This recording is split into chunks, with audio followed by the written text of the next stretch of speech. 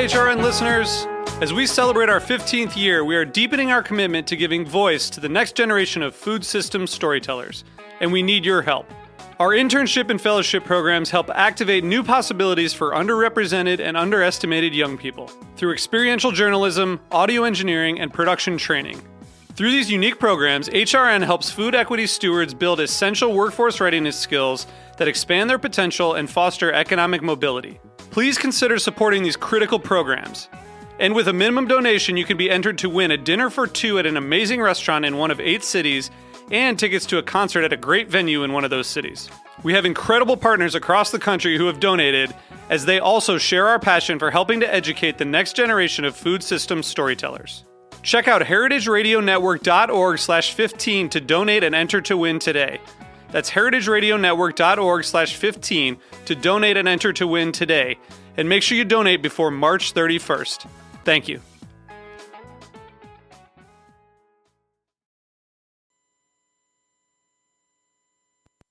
This program is brought to you by Chefs Collaborative, a nonprofit with a mission to inspire, educate, and celebrate chefs and food professionals building a better food system. Change menus, change lives. Learn more at chefscollaborative.org.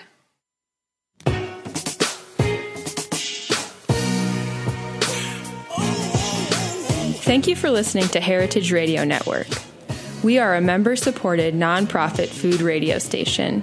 That means that every single thing we do, from broadcasting 35 weekly shows for free, to bringing you exclusive content from sold-out food events across the country, to offering scholarships to high school students, is only possible thanks to the support of our loyal members. And we want you to join the club. Become a member during our 2017 summer drive to get access to sweet swag and pledge your support to the world's only food radio station. Visit heritageradionetwork.org/donate to become a member now.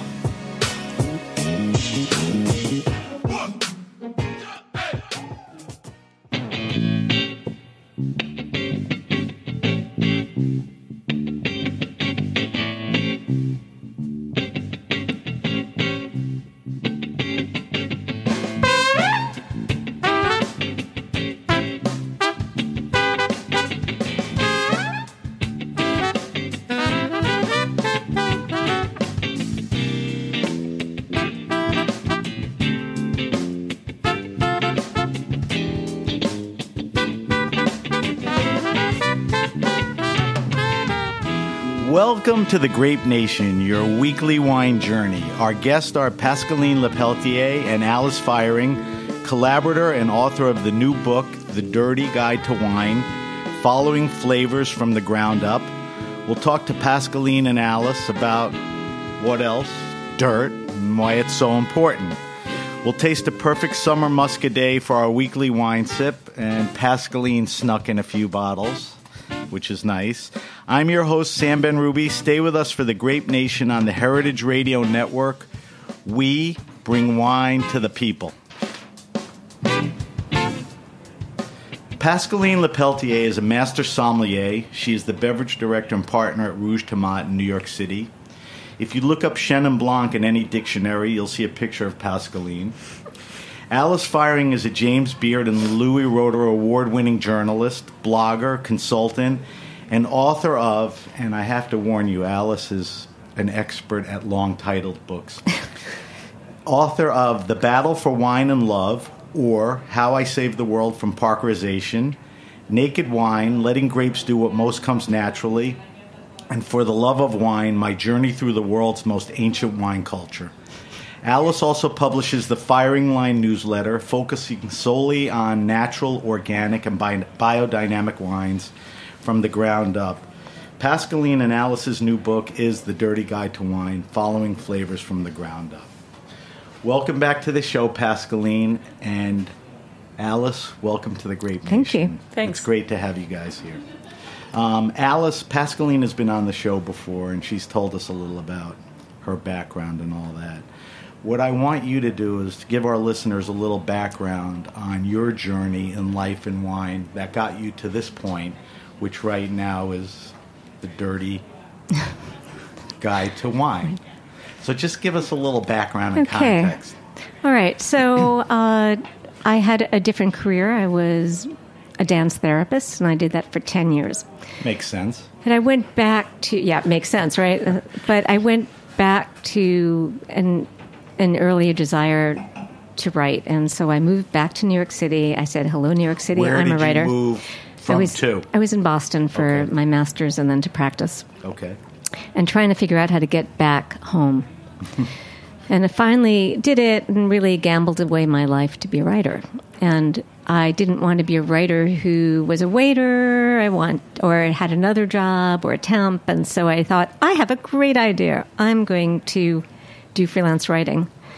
Even though everybody told me it was the stupidest idea in the world, but I did it anyway because I was hard-headed. And one of the things that I knew something about was wine. So I started writing about wine, food, and design, and I was just like any other schlep wine writer going on. So you can't start from there and move forward. What happened got about you that? Interested in wine, or, what was the moment you shifted to wine? Well, I had I started out in Lancers and Mateus like a lot of people in my generation. Fancy stuff. Yeah, or even before that, I was drinking Manischewitz and Carmel Extra Sweet. Even before that. And by the time I got into college, I started doing some more explorations. I got to Boston, and I had a roommate who was a wine collector. And I do something crazy called Morris dancing, and a fellow Morris dancer had a wine collection. And so my apartment became the nexus for twice-a-week wine tastings. Wow. And I never wanted to learn about wine, but after 2 years of trying to get to the bottles that I liked best before anybody else did, so I had more for myself, I realized I knew something. Do you remember the type of stuff you were tasting? Was it was a step up from the Mateus and Lancers? Oh, no, it was good stuff. I mean, we were exploring California, France. I mean, what were you... We were mostly focused on some of the new stuff that was coming out of California. It was the late 70s, early 80s. Interesting time for wine. Northern Piedmont, Burgundy, Barolo, Beaujolais, the Loire. Right. We were the doing good stuff. classics. At that point, you could still get some old-fashioned Riojas because it was just what everybody made. Right. Everything was old-fashioned. Right. So I had a pretty good 10-year training of just tasting without having any idea that I was going to do anything about it. So you come to New York. So I come to New York, and I'm writing, and I have no desire to be a wine writer. I never wanted to be a wine writer.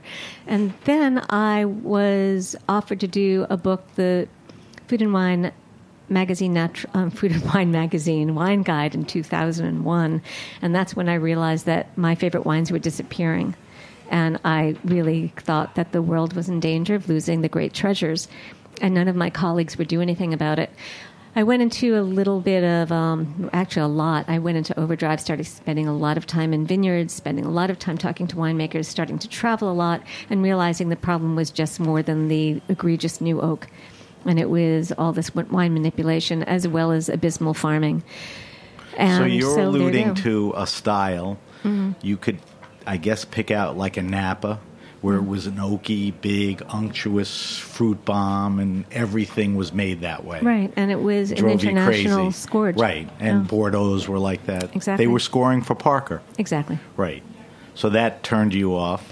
Yeah, and so I wrote my first book because that was when I became a wine writer. Right. That is when I really said, okay, this is what I've got to talk about. Right, and you took a little crap for that book, right? I still take crap for that book. You still take... Okay. All right, so you go on to write a couple more books. Right. Before you get to The Dirty Guide to Wine. Okay, so Naked Wine I wrote because natural wine started to become a thing, and I realized that... Tell me when to you, because I've been covering natural wine the duration of, my whole show. Mm-hmm. Very important, popular issue, subject. When, to you, in your mind, did the natural wine thing sort of hit you, or you took notice? Well, it hit me in 2000. Okay, so it's 17 years already. But to put things in perspective, when I wrote that first book, even though I clearly was talking about natural wine, I never used the word natural wine. Right. Even though my last chapter was all about Renaissance in Loire and what was happening there with all of what we view them as natural winemakers. But the term was not Pascaline used just woke up. You said Loire. It was the alarm rang. Right. So it really only started being in France it would be like bar vin naturel, so the natural wine bars, but it really wasn't used much in the United States, and it was just wine. It was just wine that we were drinking. Right. And so it really started becoming a threatening term around 2009, 2010. We'll talk about that a little later, but I wanted to get a context. So you're saying 2000 and then 9, 10. Right. We'll catch up to that because I want to get into the book before that. So I wrote that natural wine book a lot of people were going to be knocking off natural wine. A lot of people were going to be marketing themselves in natural, and a lot of people were going to fake it. And so I wanted to make sure there was something out there that gave the history, where it came from, that this overnight sensation actually took 40 years. And at that point, there was really nothing around? There was nothing. Well, Nobody was not true. But nothing major or...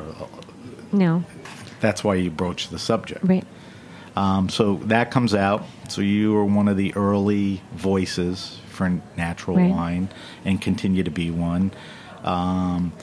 Let's get to the third book. For the Love of Wine. We can shorten the titles to the first one. Leave the subtitle beyond. Just leave the parkerization one and forget about the rest. It all comes from the editorial board. So that was about my love affair with Georgia and Georgian wines. And the natural wines of Georgia. The country of Georgia. Which has an ancient history to wine, how they make it in amphoras and the style and all of that, Absolutely. Right? So brief description on overview of... Well, 8,000 unbroken years of winemaking heritage deserves its own book in the English language, I think. So, and now it's also in French. But so that was really it, and it was covering what I view as the pioneers of this new venture, this post-Soviet Georgia wine culture. During the Soviet takeover, were they making wine or they were suppressed? They were only allowed to make wine professionally in the wine factories, in the state-sanctioned wine factories, but everybody in the country made wine for themselves. Right. And there are people who ended up in my newsletter in the next issue, I'm going to be talking about some guy who ended up in the clink for being busted for selling his own wine during the 80s. But that all opened up now. I mean, now it's fine. It's flourishing. Market. So you mentioned the Feiring line. You wrote the 3 books. The book we're going to talk about, your 4th, but you launched the Feiring line newsletter when? In the early 2000s? No, right before Hurricane Sandy. So that's 2013. That's when it started? I thought before. No. So it's about 4 years old. It's Hurricane Sandy anniversary. It'll be 4 years old. That's memorable.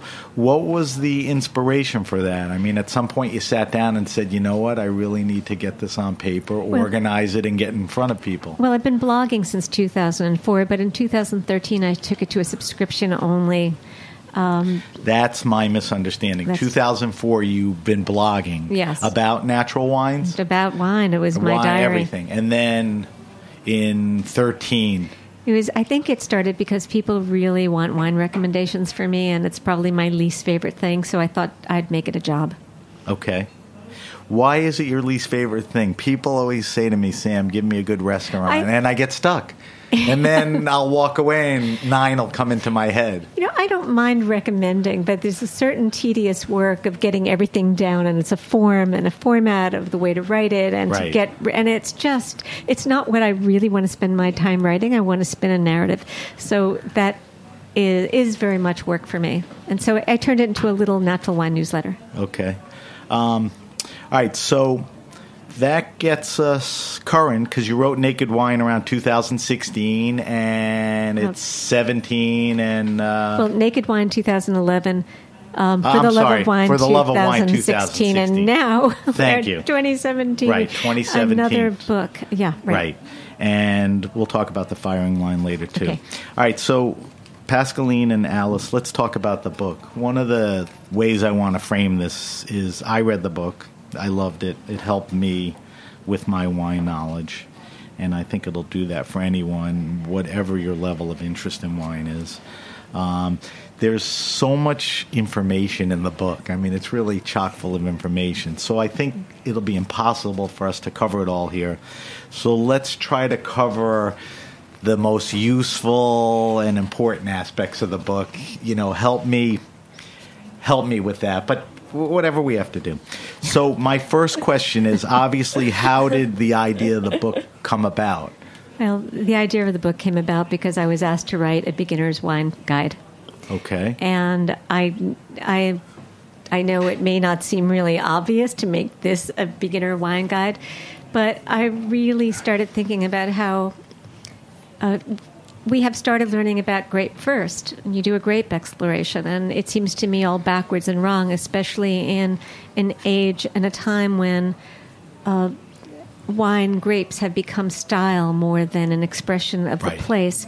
And so that was my initial idea, to bring it back to actually one book that I wish existed, and I wish I didn't have to write it, which was a book that is broken down into subsoil and which we'll talk about the specifics and all of that. But also to cement it into to bring it back to, yes, milk comes from the udder of a cow, and and grapes do come from the hand of man is sticking them into the earth, and what earth that is. Right. People have, when you read the book, you'll have an idea of what kind of earth there is. When are we talking about? I mean, when did all this discussion of writing the book? Are we talking a couple of years ago? We're talking a couple of years ago. Okay. I probably signed the contract 2 years ago. Okay. And when did Pascaline become involved and you guys started working together? Pascaline was written, probably by the time that I started writing the proposal. Pascaline, do you want to? Hi, Pascaline. I'm not sleeping. Come on. No, of course not. I think it's we had a couple of conversations. Like, we have been, Alice and I, knowing each other for 10 years, and so the relationship way pre-exists Absolutely. The idea of the book and the writing of it. Mm-hmm. Yeah, I think maybe not formulated, but the way we have been testing together definitely led us to really think about the wine world a lot, about the similar sensibilities. Yeah, absolutely. And so the dialogue and the idea of putting together a region because of their bedrocks and the way we are feeling the wine came through a lot of tasting we are doing together. So I think the thing happened when Alice was really wondering about, okay, I don't want to write that beginner wine book, but if I have to, this is probably the angle that I would like to take. And we are talking all the time together. So I remember you sharing in with me and talking about that one in Alsace. And you were at my kitchen table and you said, I want to do this with you. Talk to me about logistics then. Obviously, you had to do a decent amount of travel. I mean, to really witness whether it's volcanic or sedimentary. So you guys embarked in a decent amount of travel? In a perfect world, that would have happened, but we really drew on... We travel a lot, and we've gone to a lot of places, and there was some travel Past that did experiences? Happen. Right, and there were some new things that we logged up in that time, like Mount Etna, going to Sicily and other places like that. Right. But because we didn't have the amount of time that we wanted, we just had to. Right. So you pulled from your past experiences and made a few future ones. Yeah. Right. And were you tasting a ton of wines? Well, Pascaline's always tasting a ton of wines. Yeah. Yeah, we are tasting a lot of wine. We also the thing with that book is, in fact, where the deadline was quite short. We were lucky to be able also to go to massive big tasting where we could meet a lot of winemakers. And let's say if in the book we are talking about some people we may have not visited after the contract was signed. Right. We visited them before, and we were very lucky because we had, I would say, quite great relationship with a lot of these winemakers. So definitely they were a massive help, and we could ask all the questions we wanted. So that was also a big help for certain regions that we already visited, and we wanted to have more details on, let's say, Alsace or others. We knew who to talk to, and they knew that they could be very, very transparent and very detailed, and definitely gave us a lot. I remember emailing you, telling you I was coming to the restaurant on a Sunday night, and it wasn't that long ago. I mean, it was like the beginning of this year, and she's like, I got to stay home and finish this book. I'm like, what? You're not done with it yet? I mean, so sounds like it went down to the wire, but... Well, it was a kind of thing. It's like, Pascaline, you've got to, double check all this stuff. And she's like, I can't for another week. I said, it's due Tuesday, babe. Yeah. Right. Lots of and Tuesday's around the corner. All right, so let's get specifically into some important parts of the book. I'll set it up. The book, The Dirty Guide to Wine, organizes wine not by the grape or region, but by soil type. That's, a big theme of the book. So let's start. I need you guys to help define for me and the listeners what is soil and why is it so important to wine. And I think this is where everything breaks down into categories and regions and all of that. This is where there's a lot of knowledge. So what is soil and why is it important to wine? Well, soil would be decomposed rock. Okay. Is it the same everywhere? No. Okay. Are there... It comes from different sources. The original material comes from different places, whether it's volcanic or from the seabed, right, or whether it changes over time. So if you look at a vineyard, there's layers, right? There's the topsoil, which is usually the dirt. Mm. Does it go to second and a third layer? I'm shaking my head, yes. What are they? Yeah, I think everything, like as Alice said, everything depends, and we can break it down quite easily on topsoil and subsoil. So there is one of the things that was a common mistake that we also had to correct, and which was what? Like everybody talk soil. About soil when they talk about in fact bedrock. When you go to a winery and they say, my soil is limestone. In fact, the bedrock may be limestone, but the soil... limestone is a bedrock. Is a bedrock. Which is, in your guys' description, a type of soil or part of the soil.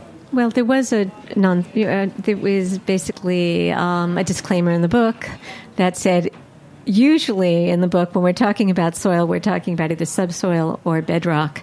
And it basically is the shorthand that the rest of the world uses, but you need to remember that it is the shorthand. So we had the whole in the introduction of the book you have that, and you have that topsoil when you have what is really what you're talking about is like centimeters that are a mix of organic matter and then you said a mineral subsoil. Absolutely. Below that. Yeah, so you have that mix on the top that can differ wherever you're in the world, if it's weathered, if it's not weathered, and sometimes somewhere, some places you are in direct contact with that bedrock. Right. It's very rare because most of the places on Earth have been, weathered and have been also worked by humans, so you have a lot of that topsoil is everywhere. So when people are talking about limestone, granite, basalt and all that kind of thing, they are mentioning what is below that topsoil. That can be which really a couple of centimeters. Identifies the areas. So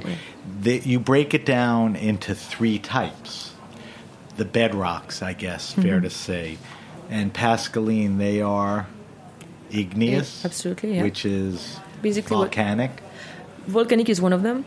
What are the other two?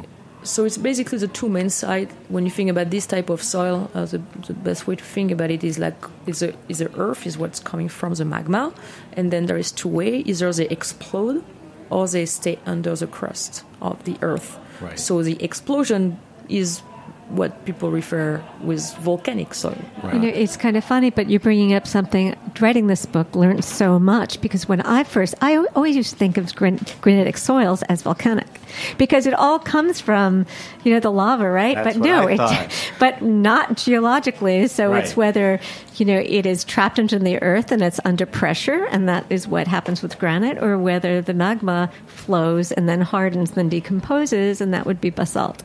So, are basalt and granite under the category of igneous? Yes. Volcanic? Okay. So just on that note, and I think it's quite important for us to mention, the book per se is not a geologic book. No, I think that's important. And that's why I said when you talk about it, it can go that way, and I don't want anyone to think. It's not, we don't pretend to be geologists, we don't pretend to be scientists, we don't pretend to say that we are going to tell you technically what we are going to talk about. We are just using this perspective and this angle to kind of break down the world of wine and to draw new perspective. So it's not like you are going to learn exactly what is a mineral compound of basalt and all the physical characteristic of basalt, so on and so on. It's not technical like that. Mm-hmm. What we're going to put together in the main region of the world where you can find this soil type, and we are going to suggest that if you taste them side by side or if you enjoy them together, there may be something that's going to link them. So we are not going to describe the relationship between pH and soil and pH of wine. We are not going to get into that because first, it's absolutely not our specialty. We are not scientists on that side. Right. I'm a sommelier and Alice is a wine writer. But we are going to say, you know what? When we taste this wine together, our experience and our tastings led us to think that, you know what, there is maybe something to think about between Etna and Teide and Tenerife, and what about tasting them together? So the question I had was, can you really taste the dirt? And the answer is yes. Well, actually, you really can taste the dirt, and all you've got to do is see what happens when somebody goes from conventional farming over to organic or biodynamic farming and see the change. So talking about that kind of dirt, yes, you can taste that. And a lot of... So there are a lot of changes in farming, so on the topsoil, and it's more lively. We'll talk about natural and organic wine, which also leads to the type of farming. But just to finish, and I don't want to stay nerdy, there's the volcanic rock, there's the sedimentary rock, which is sort of a slurry dust, and then there's a metamorphic rock, which are spread out through different wine regions in the world. Metamorphic quickly is what? Metamorphic just means that there is a transformation. Metamorphe, that the change of the structure that is linked to pressure and heat. To make it simple, so a soil that was something, let's say mud or clay, can have been transformed through pressure and temperature. Usually because there is eruption or there is mountain formation and things like that, and that changed to something else. And in the case of, let's say, the mud or the clay, may became shale, which is one phase. It is just compressed, and then if it's also metamorphism, there's metamorphism, become slate or schist. So all these soil type can come from either igneous origin or sedimentary origin, and they are going to get transformed. Right. There are some areas in the world where the type of rock is sort of indigenous to that area, right? Like, is there an igneous, sedimentary, or more metamorphic area only? It's very hard to get 100% of one soil type. Okay. But there are. But I mean, we know Burgundy is classic. It's limestone, right, of different variations. Right. So that is, the classic. Right. So in a sense, yes. Yeah. But, Mount Etna, basalt. Yeah. Right. And then there are similar grapes that are grown on every type of soil, and that's where the variation in the taste is because of whether it's limestone or volcanic. Part of it. So I think what we were also saying in the book is like we are putting the emphasis on the dirt because we are really thinking that has been kind of not enough put under the light, but we are not saying you just taste the dirt. Like, you need to. We absolutely understand that the way that the wine tastes is linked to the place, linked to the soil, the farming, of course, but then to the vintage, to the grape, to the all the components. And people are calling still terroir, which is still a very meaningful word. With that, a single place in the world is very different. So even you can have a Chardonnay growing on limestone.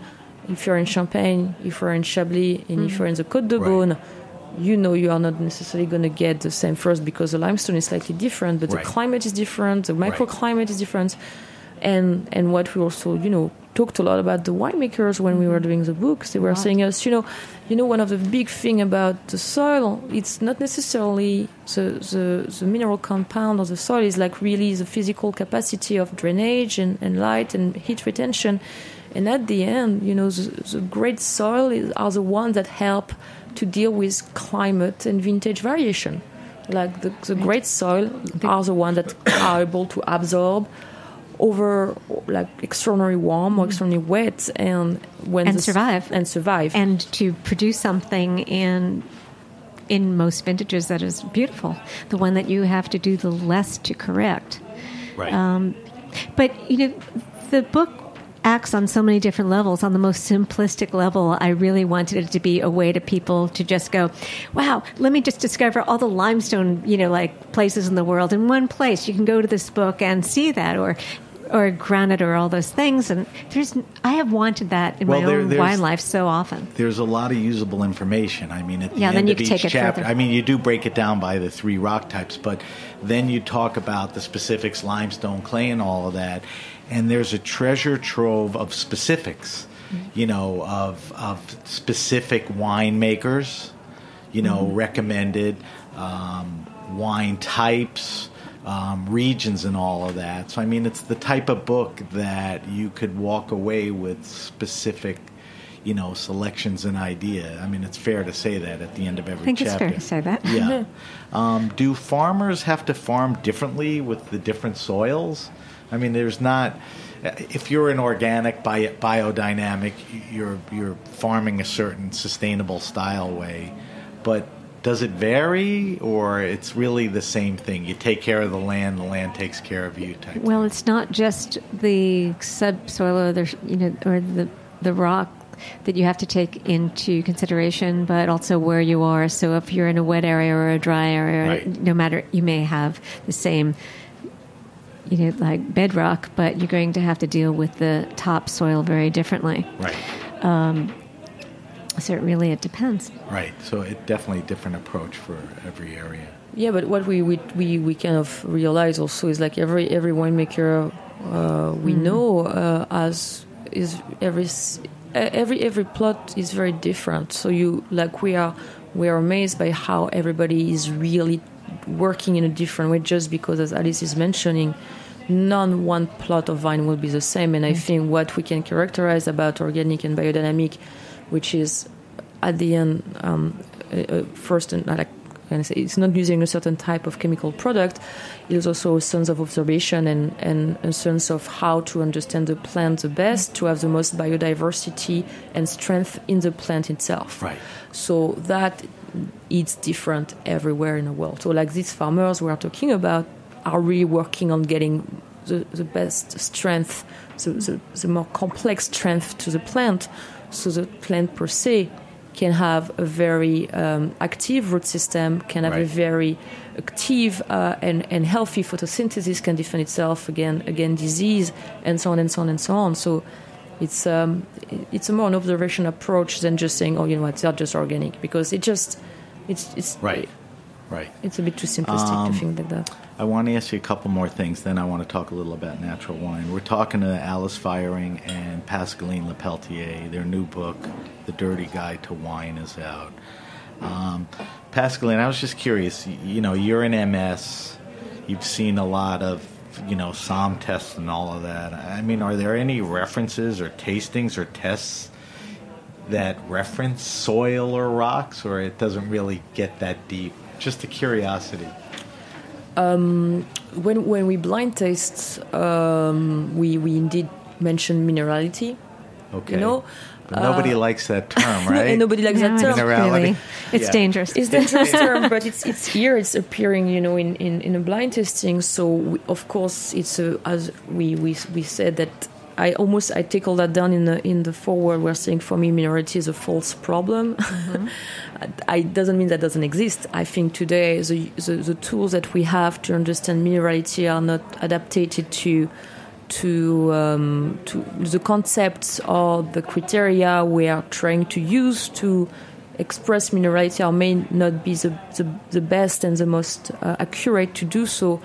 Thus, we go to say, there is no minerality because I can't have a direct contact, like there is not a direct link between the classic oyster shell of Chablis and the smell of oyster shell. It's not because we can't conceptualize it, and today we can't scientifically prove it, that it doesn't mean it doesn't exist. It just means that right now we are not intellectually equipped to understand it. Right. It's funny because in blind testing we are talking about it all the time. Right. So is it part of sulfur compound due to certain yeast strength in the fermentation? Is it something way more complex due to the composition of the must that is linked to the way that the grape has been grown, that is linked to the ability of the plant to extract certain nutrients from the ground? You know what? I know there is a lot of works being done right now in laboratory to think about that and to try to understand this, but we are just at the very, very beginning. And life is extraordinarily complex. As we know, life is the most complex thing. And maybe our scientific brain is not ready yet to put it on a paper and to say this is how it works. Yet there is something, and we were, Alice and I, after talking about the book and writing that book, we kind of went down to say, you know what, the way we maybe feel it is not going to be in the aromas, but more in a certain structural expression of the wine that is usually expressed through the acidity and the tannic structure. And if we may dare to go and say there is some parallel, maybe the way to get into it is to really pay attention to this parameter, which are the acid and the tannic structure. Right. Alice, let me ask you one last thing about the book. Why did you devote a separate chapter, unlike other regions, to the Alsace? Yeah. There's just such a huge variety of... It needed its own chapter. Yes, it's really hard to categorize it. Most of the Grand Cru are limestone, and we could have gone there, but that would have been a great disservice, and so it seemed like a wonderful illustration to say... And now you can deconstruct everything you know. Right. Put it at the end. Here's what you know. Now let's apply it to this region. I didn't think of it that way, and now it makes total sense. And in a way, many years ago, it wasn't many years ago, I think 2011 or 2012, when I was in Alsace, and I was at this restaurant in the northern part of the region that had it was a fabulous restaurant. It had a wonderful wine list, and it was segregated into rock type, and so you could totally taste Riesling from. Is that the first time you saw that? That is the first time I saw it. Acknowledged it and made a mental note. Totally, like, this is it really cool, drove it home. Interesting way, yeah, and it made sense. Yeah, totally. Yeah, it was great. Yeah, it made sense for Alsace too. It's not like was something that was made up, because after that you saw a couple of wines going out in the US about salt, like kind of salt type, but was more made up. Like you could see there was no right, but in Alsace. It's true to the place to Is Alsace as good a region to do it that way? I mean, it's just set up better. They really have because of the big mountain range that collapsed. What happened to which formed Alsace, and it's it really just had such a mishmash of so many different soil types. So it was the poster child for that kind of thing. And it didn't seem right to ignore it because we're both great fans of the wines from Alsace, which is a region that doesn't get as much love as it should. No, and I think in time you will see that. I think that's more going to change. people Yes, sommeliers will cheerlead for it. They'll carry more of it. They'll talk about its diversity, food pairing, and all of that. All right, let's talk about natural wine for a minute or two. We spoke earlier. You wrote a book about the industrialization of wine, organic, certified biodynamic, all that stuff. And natural is a crazy term. Alice, in your mind, what makes a natural wine natural? Is it the certification? I mean, we all agree nothing added, nothing taken away is a practice in winemaking on the land. But how do you Well, that's starting with at least organic viticulture, nothing added, nothing taken away, and that is a philosophy more than a dogma. And so for me, this is a wine that I experience it as being alive, that changes with every sip, that is feels Why good in my body. Why is it alive versus, a Bordeaux or a Cali Cap? Because of the way it's... Well, there could would be, actually, there are 1 or 2 California Cabernets that I could definitely put in that category, and there are more than a few Bordeaux that I can put in that category. So I don't want to really just, dish on it. Totally. Right. But let's put it to a market-driven wine as opposed to a wine that is really representative place with none of the 72 perfectly legal additives. Legal additives that are allowed in wine, not the high level of sulfite added that is allowed from like 160 parts per million and up. People realize there's sulfites in wine, but there's so much other crap that can be added and is added. But just talking about sulfites, if you're talking about 160 or 180, what's legal?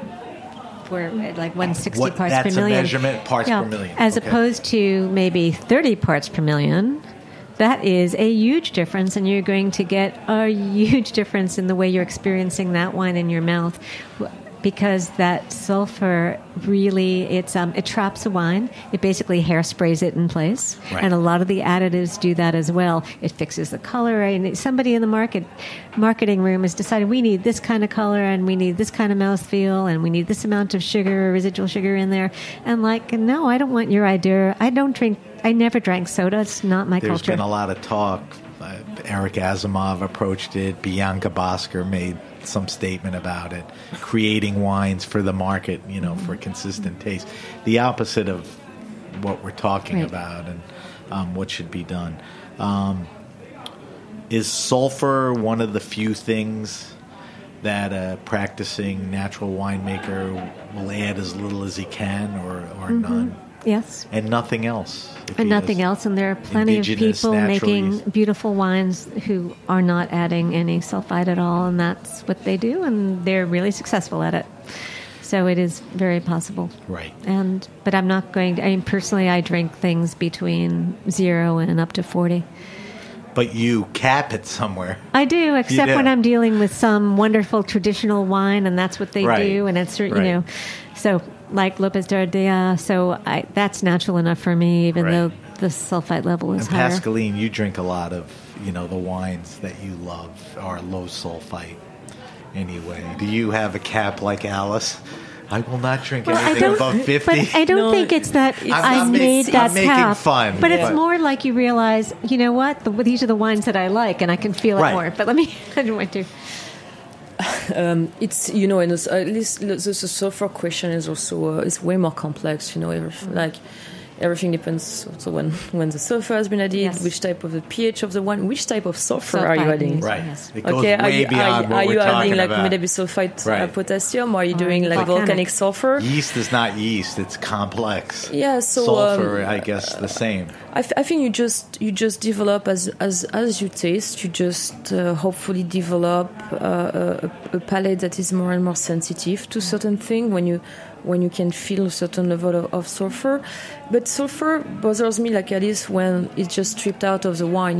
When the problem is when you need to aerate your wine so much to get something out of it, nose and palate wise, and you think that's not good. Oh, it's not good, but it's dead. It feels It feels not natural. It should come about on its own with all that. It just come about, or it's also certain wine are made with the winemaker intention is really not to release this wine for 20 or 30 years. So it's really want to protect the wine for the long run. If it's for something you want to drink on the younger side, it's definitely. Unfortunately, it takes something away from the wine and from the work of the winemaker. But it also means for me that the stability of the wine per se is maybe not strong enough that the winemaker felt that he had to really use more to make his wine more stable, which means that maybe it was not as stable as it should have been to start. Right. So it's a way more complicated subject than that. I think I hate more like everything going from like bad back oak treatment and gum and all like this kind of. Sulfur is also like I think it's time. I wouldn't say to move on from that subject, but keeping the subject of natural wine just on sulfur, I think you're missing the point. You're missing the point of why that became a question. And honestly, I would love to do some tasting with people about sulfur level, and I will be in blind, and I think people will be very surprised to think they know where there is. It's really difficult. I think you know the wines, and if you set it up, I think it's the result, difficult. You're right about that. Alice, do you still have aspirations of making a natural kosher wine? I do. Do you? Is that something you'll one day pull the trigger on, or you just think about it? Every vintage, I'm thinking this one, and I'm trying to find...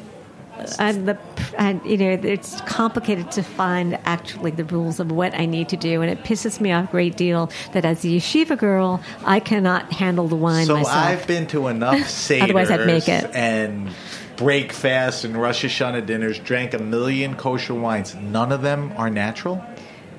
You know, there may be one out of British Columbia. But it's one. Right. Okay. So that's... Oh, actually, there's a guy... Well, it's close, and it's pretty close. Four Gates in Santa Cruz. Okay. I'd put him as... Benjamin, I'd put him as the closest we have to a natural wine in kosher. We were up at the Culinary Institute a week ago. A bunch of us from Heritage went up, and I'm driving down back to New York, and I see the Kedem Winery. Yeah. You know, I think it used to be on the Lower East Side. You need to go up there and convince those guys and show them how to do it. You know, I'll buy it. All right, we have to take a quick break. We're talking to Alice Feiring and Pascaline Lepeltier. We're talking about their new book, The Dirty Guide to Wine. We're going to come back, and we are going to subject Alice and Pascaline to our wine list. We want to get their take on a few things. So you're listening to The Grape Nation, and we'll be right back.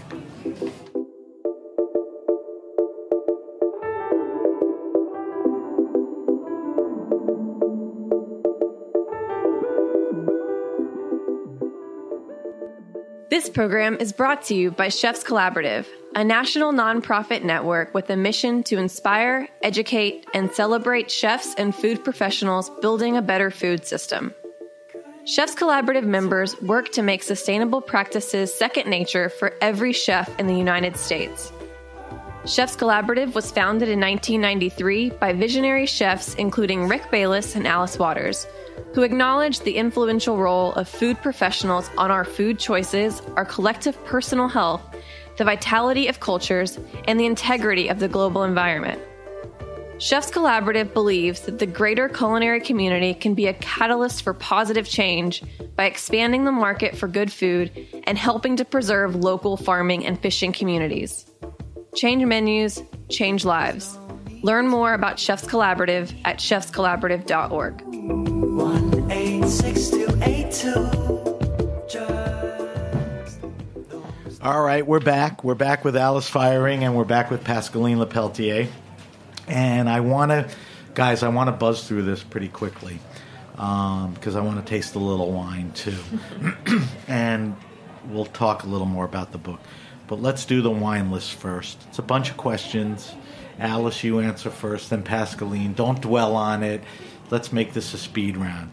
So the first question is, what are you drinking now? What's interesting you? Is it seasonal? Is there a region you want to taste through? What's on your table now? Well, sometimes I don't have the luxury of drinking what I want to drink because I've got to taste so much. But a wine that I can't get enough of, I feel so boring. It's Domaine Guyon, a Bourgogne. Spell Guyon for me. Guyon. Guyon. From Bourgogne, not really next door to Chinon in the Loire, and it's ridiculously cheap and ridiculously delicious and completely savory, and I love it to pieces. Okay. But if it's summer, I'm drinking Muscadet. Okay. All right, Pasca? I'm totally digging Petit Manseng. Like, I'm in my Petit Manseng, Gros Manseng kind of kick right now. Petit what? Petit Manseng. Manseng. What is that? It's an amazing grape from the southwest of France that you find in Jurançon and Irouléguy. Okay. It's an unsung hero. After Chenin, we'll drink Manseng all the time, and I'm like... Can we find a bottle of Rouge Tomate? You can find a lot. I think I probably have the biggest Manseng list. All right, that's a good one. All right, Alice, favorite wine and food pairing? I know it's a goofy question, but you've drank so much wine and ate so much food, and they've crossed paths. Okay. What makes sense? Last week I had one that I thought was fabulous. It was a Jonas Schimmel cabbage knish with Vino di Lucci Rosato sparkling wine from Metna, and I thought it was awesome. Now, I will tell you and guarantee you that of all the shows I've done, nobody's ever gave me that pairing. I bet. And I'll put good money down and nobody else does, so we'll leave it at that. Pasca? It's her job. That's my job, yeah. Chenin with everything. Chenin with everything. There you go. It. I'll buy that. Done right it. there. Don't need to waste any more time. Guys, tell me your favorite wine restaurant and or bar. And I ask that not to get you in trouble. You know, you own your partner in a restaurant and all that. But who's doing it right besides you guys? Where the wine service, the selection, the environment, the food. Do you have a... Well, in New York City, hands down, it has to be Rouge Tomate. I agree. Because nobody has, and I was just speaking about this today with somebody else, because no place has the depth and the history and on the that thoughtfulness list. to what they're everything. doing. So it's like, I just have to say that. Okay, and if I was forced to choose another place? Give me one more. It's hard. Is it a neighborhood thing? Is it a destination I to you? really like Four Horsemen. I like going to Four Horsemen. A good natural bar in Brooklyn. We had Justin on end of last year. Mm-hmm. That's a great choice. Yeah. Interesting place. Pasca, do you... I see you hang out at other places. When I can, when I off. Yeah.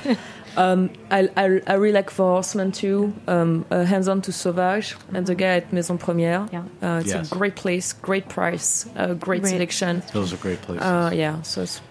All right. Now, do you, Alice, have a favorite all-time wine? Do you have a wine that... Well...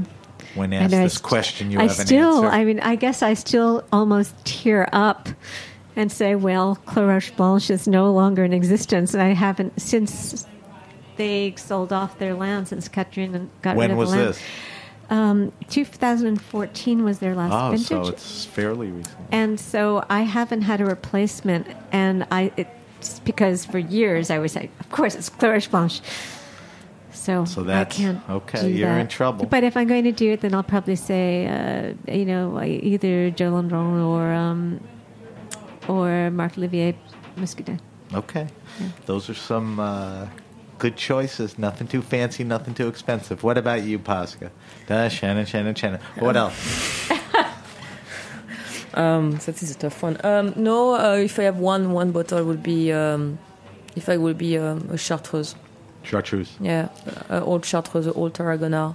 Right. I need to come into Rouge Tomate, and you need to sit with me for a half an hour and give me a quick primer and tasting. We don't have to go through all of it. But I know nothing about Chartreuse. Oh my God, your life is going to get better soon. I know. All right, so... Alice, you sort of answered this before. I'm not sure it's the appropriate question for you guys, but I think in all your travels and writing, I always ask people the best wine around $15 to $20 are red and white. I already have. Yes, you gave me one, and I think Muscadet too. Pasca, if you prices are going up. My son is in his mid-late 20s. He's going to a dinner party with friends. They're making nice food. He wants to bring 2-3 bottles of wine. Spend $15-20. What's he bringing red white? Yeah, he's still going to the Loire. Huh? I'm so sorry to be such the Loire is it. The Loire is it. I think the Loire for white I would go Loire, Muscadet, Loire, even Chenin. You have so much choices for the Loire. Okay. Touraine, like all red the too for. I can also give some love, I think, to the Southwest for red. Okay, that's a good idea. Give me something specific. Something specific for red. Elian d'Arros, Côte du Marmandais, à Bourriou. Le vin est une fête. So we are downstream from Bordeaux, and Elian works with the same grape variety. Beautiful Merlot based. I like Merlot when Merlot is done like that, and it's absolutely delicious. It costs nothing. And reasonably priced. Super reasonably priced, super complex, can age. So I will. That's why I asked you. You gave us the right answer. All right, I'm going to ask you a stupid, silly, nerdy, dumb question. Never asked anybody this before. If you had to pick a favorite of the 3 rock regions, igneous, sedimentary, or metamorphic, and one of those areas characterize wines that you love the most. Can you answer that? I can. Okay, what is it? Granite. Granite, because it's where? Well, it's one of those other things that you realize that some of your favorite wines come from. Okay, granite. that's what I was trying to get And then I went, to. oh my God, I'm a granite slut. Okay. So it's the Northern Rhone. New title for Alice, Granite Slut. Listen, she has a T-shirt already, so yes. Right. There you go. All right. What about Pasca? What about you? Same or Schiste. schist? And we find schist where? In Anjou. In Anjou. Chenin Where's she Schiste, from? where I'm from. So, does Chenin grow on other things besides schist, or mostly schist? Chenin grows on all the soil type. The most It does. It does. Okay. Because I remember I was at Rouge Tomate and Jim gave me a Chenin. He said, this comes from a very funky soil rock and it'll have a different characteristic. Yeah, I probably gave you something from central France, from Aveyron, I which think is a bit more maybe. granitic. Yeah, and it definitely was distinct in all of that. All right, those are all great answers. I may have to come back to you guys for some spell checking, but what we do is we post those answers on our website and Facebook page. All right, we have a few minutes left. I want to taste a little wine. Pascaline, you brought in a Muscadet, right?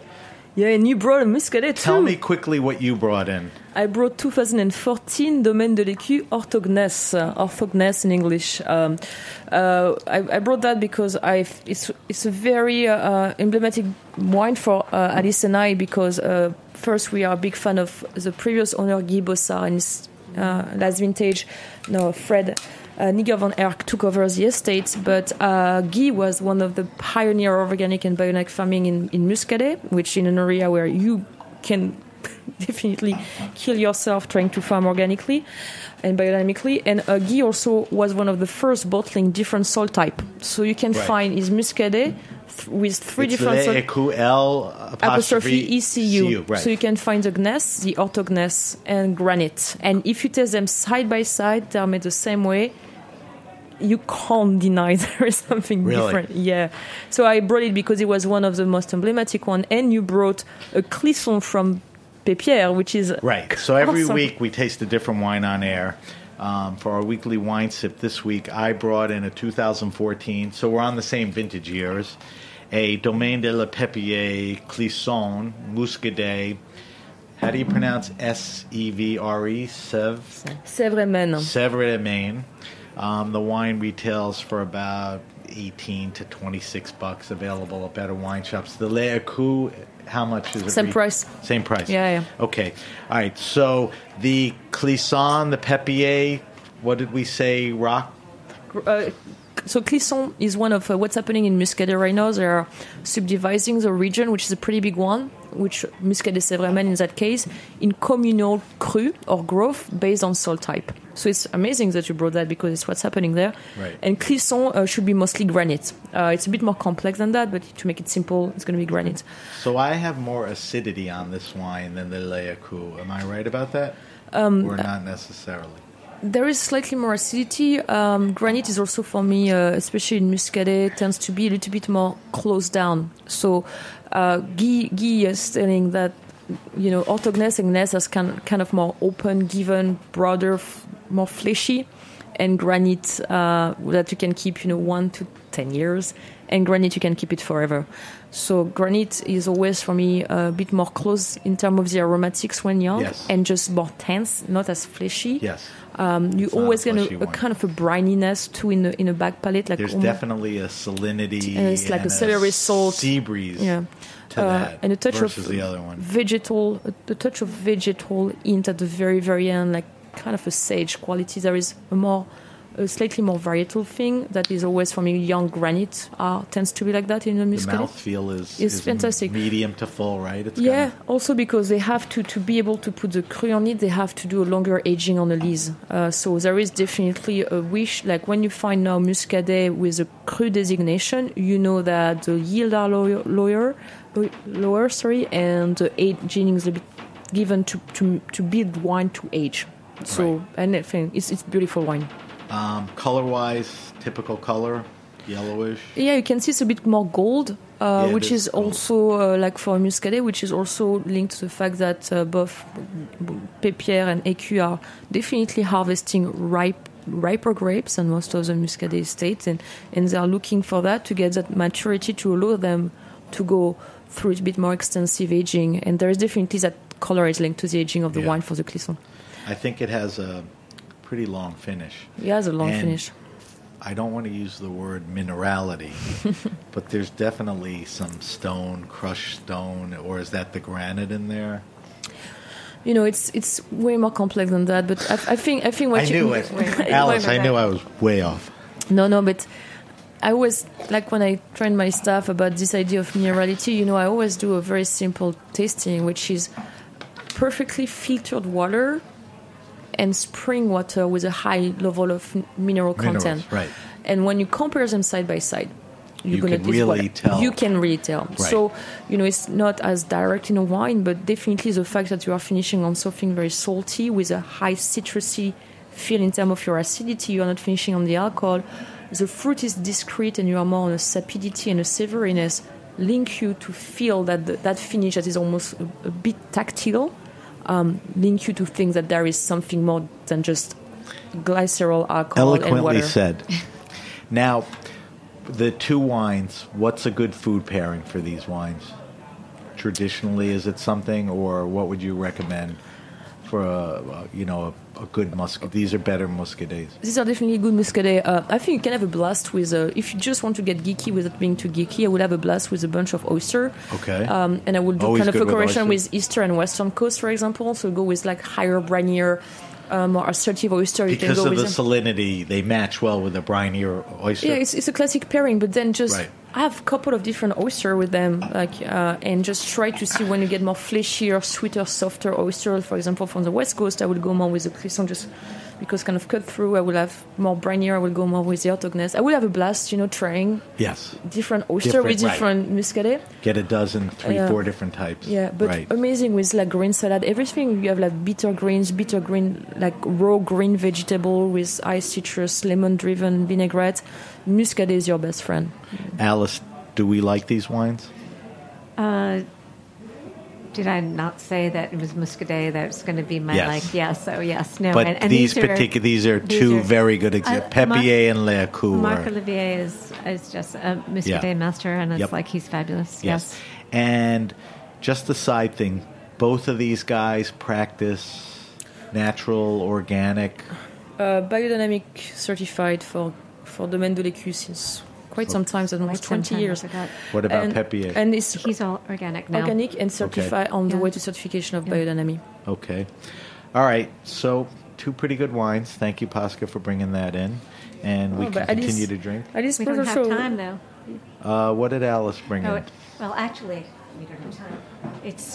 It's open last night. I'm going to taste it. It's open As last we're night. wrapping the And show up, we're going to taste I brought it because it reminded me of Petit Malsang from the Sierra Foothills. And this is from the Dio Madrid.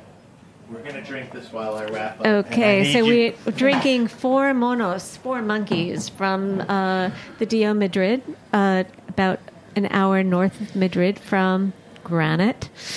And almost a sherry nose or something. And it is actually better today than yesterday. The acidity is totally searing, and do you see what I mean?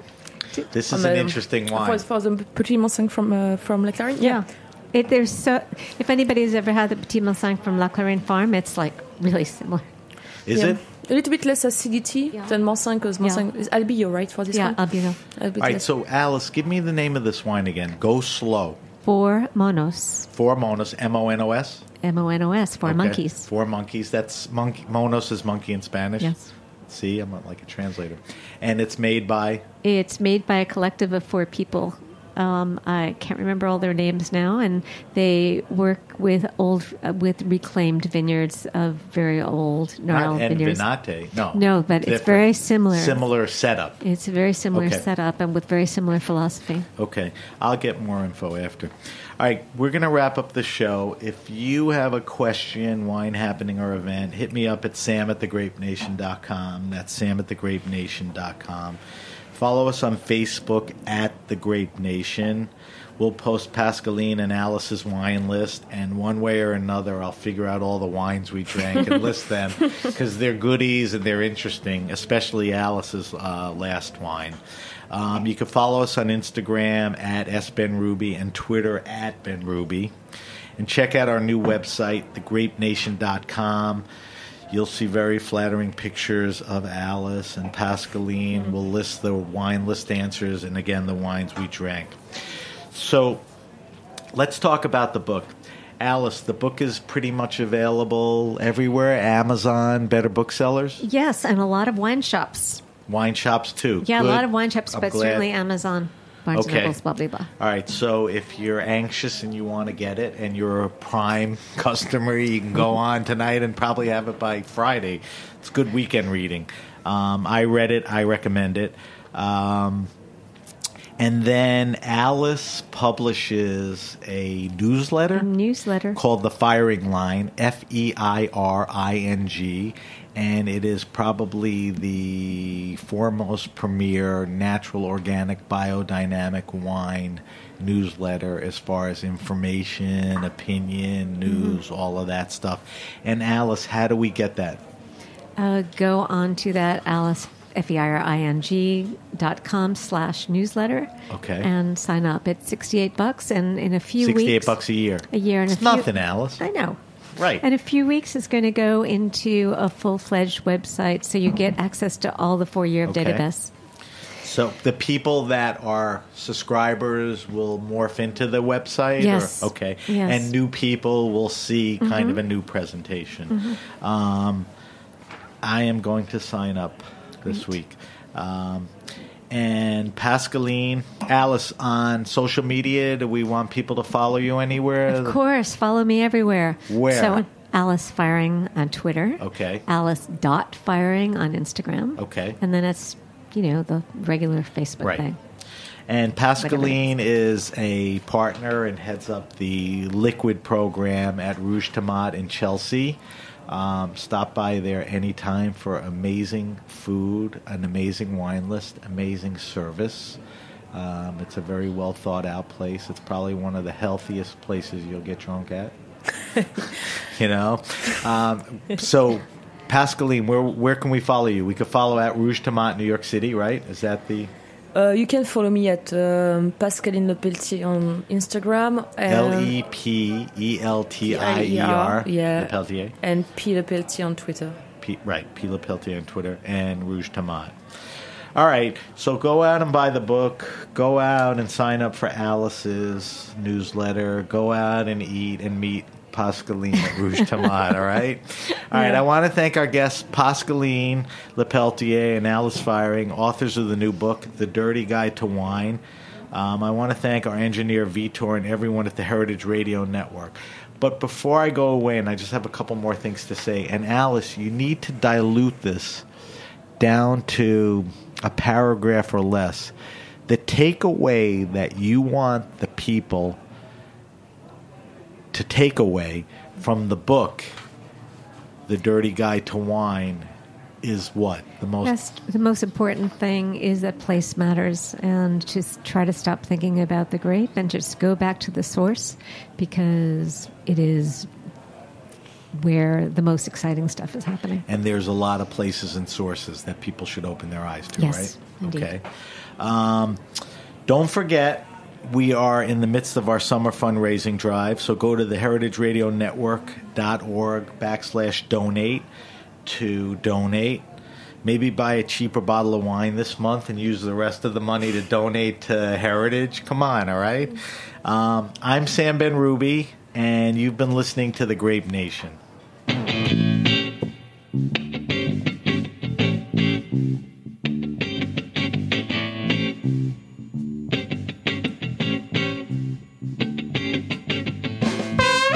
Thanks for listening to Heritage Radio Network, food radio supported by you.